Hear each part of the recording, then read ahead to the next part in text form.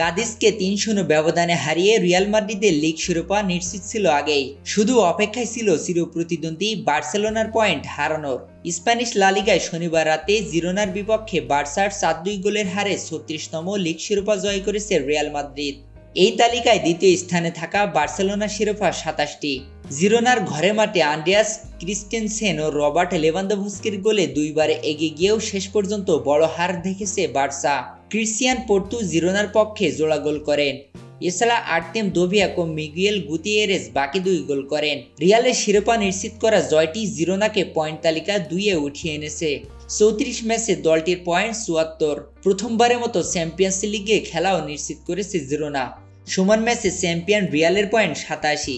আর ৩-এ নেমে যাওয়া বার্সার পয়েন্ট ৩৪ ম্যাচে ৭৩। কাদিসকে হারানোর ম্যাচে মাদ্রিদের পক্ষে গোল করেন ব্রাহিম দিয়াজ, জুড বেলিংহাম ও হোসেলো। ম্যাচের ৫১তম মিনিটে প্রথম গোলটি করেন দিয়াজ।